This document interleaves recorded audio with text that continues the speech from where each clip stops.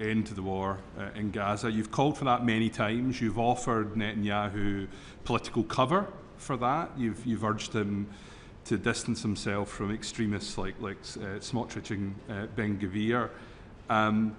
What needs to change before any election and change of leadership for Netanyahu to answer that call to end things in Gaza, to do a deal, to bring home the hostages and to stop the killing? Well, the reason I've said it again this morning is because I said, well, he didn't want to do it while he was still trying to regain his political power after the tragedy of October 7th, that his name is written all over it. Now that he's on top after a very successful operation in Iran, he might change he might understand or relate to the idea that this is the right thing for the country.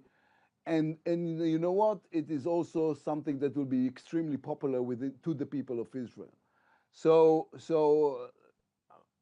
as you do in the opposition, you have the right idea and you push it, trying to make sure that in the moment it will become relevant, you'll be out there with the right call. So this is what we were trying to do. I think we have a better chance today for an agreement in Gaza, which of course has to start with returning our hostages, than we had 12 days ago before the operation in Iran. I will discuss this, of course, with the Prime Minister and with the coalition in the future, not weeks but days. And to go back to your original premise, I represent a very large Jewish community, and many of them have been obviously deeply traumatized by the pogrom on October 7th, but also deeply shocked by everything that's followed as well, and they worry deeply that Israel's international reputation has been deeply damaged by what's happened, not just in Gaza, but what's happening in the West Bank as well with settler violence. If you were Prime Minister tomorrow, what would change? What would change in terms of humanitarian access in Gaza, in terms of challenging the violence in the West Bank? First of all, if I may use the example that is in front of me, one of the things I would have changed is you've said that the government refused to talk to you, and you thank me for being here. If I was the Prime Minister, I would have talked to you and the government would have talked to you. The Israeli government was way too busy in victimizing themselves instead of explaining to the world what is it that we do and what kind of enemy are we facing and what are the circumstances that leads to the tragedy in Gaza. And I tell you something more. They have neglected their duty, not only as a government, but also as human beings. And you've mentioned the Jewish congregation in your area. This also has to do with Jewish morals, to say we are sorry for the loss of life in Gaza. We are sorry for every child that has died in Gaza. Children should not die in grown-ups' wars. And we're going to do our best in order to prevent this. And when it doesn't succeed, because we are fighting a horrible enemy in a very dense populated area that is using his own children as human shield. But when it happens, we are so sorry about this, and our heart goes out for them, and we have to make sure we find ways to be helpful to them.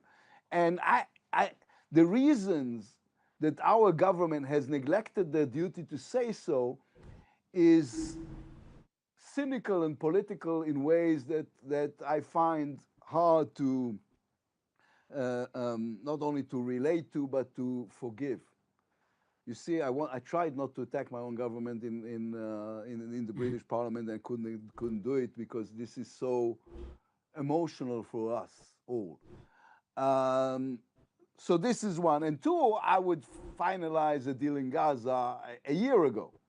There's no reason on earth this is going on for 620 some days. Not to mention the fact that we are an island economy based on high tech, with an army that is based on the model of reserve, and therefore long wars is a very bad idea for Israel, even strategically, not only morally. Uma. Thank you, Chair. Thank you, Mr. Lapid. I don't know if you'll recall, but we had a chance meeting in Hostage Square where we were Yes. visiting earlier this year. And you said that it was good to see that Israelis have friends who are coming there to see the pain and the suffering. And there's a lot of us around this table who've been asking the difficult questions for nearly a year now of how we get to a resolution to this bitter and painful war where there has been a lot of loss on both sides. Yesterday, I met with the wife of a hostage whose body has not yet been returned to her. And she said her son is struggling to process the fact that his father is dead. She's had it confirmed, but she said without a body, without a funeral, how can they move forward? She was pregnant when he was kidnapped, but she's now since given birth. She was pleading with me to do everything I can and everything we can on the Foreign Affairs Committee to use our voices to call on the Israeli government to do everything they can to bring the hostages home and the bodies as well. And we know that's a sticking point for ceasefire negotiations, for things moving forward. Why is it, in your view, that Benjamin Netanyahu and the Israeli government haven't put further pressure on bringing the hostages and the bodies home? I don't know. I've been asking myself this question every morning and every night when I go to sleep, and then every morning again. Why is it that they don't understand that there will be no healing process in Israel before the hostages are back? There will be no healing process in the region before then there will be an agreement to end the war in Gaza, and the only thing that will happen is that we will live again October 7th on daily basis. This is this, you know, my sister is a professor of psychology, and she works in the hostage headquarters. She, you know, in my family, like in Jewish families, they send the bright ones to study and the stupid ones to work. So I went to work and she went to study, and she's telling me we don't even scratch the psychological effect on the people of Israel of the fact that our children are still there and the war is still going on.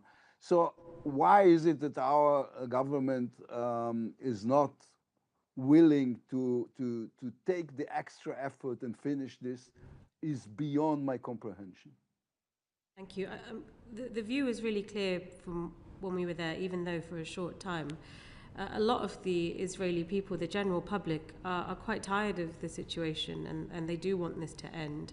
A lot of them have real sympathy for the plight of the people in Gaza, including some of the hostage families that we met who were worried about the women, the mothers in Gaza, and they've seen them struggling without food, without aid, without medical supplies. So there is a feeling in the Israeli public that this has gone on for too long.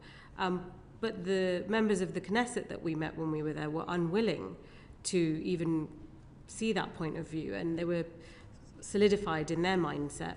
How is the Israeli leadership, the politicians of the day, going to meet where their public are? Because there's no point with the general public protesting or speaking up if those in power aren't shifting anything. How do they get to a different point in this stage? Well, you since you missed your bus, you missed the part when I was saying. Didn't miss her bus. Her bus was slow. The train. So the thing is, so you missed the part that I said I'm not going to defend the government. And again, it's beyond my comprehension. Why is it they do not understand? And you know what? Why is it when talking to lawmakers from other countries, they don't show sympathy? Why is it that they don't feel it? This is the worst interpretation of Jewish morality. This is the worst interpretation of what is your duty as leadership. And I'm not going to spend my time or yours defending something I deeply believe is hazardous to the soul of my country. This is not what this country is all about. I mean, this is not why my father came here from the Holocaust to build a nation, and this is not why people fight wars, not to become a heartless country. We are a country with a heart in a difficult situation, surrounded by bitter but terrible enemies, fighting the worst kind of terror on a daily basis. But this doesn't justify becoming like them. This only comes to emphasize the necessity and the duty to be different. And not everybody in our government remembered this. Can I ask you a question about your plan? Just because I think probably we ought to, for the sake of completeness, just put this aspect as well. I mean, the Egyptians don't agree with it, do they? Which is a big problem. Well, it depends. You know, when I was in Washington discussing this, I said to them, you have to understand,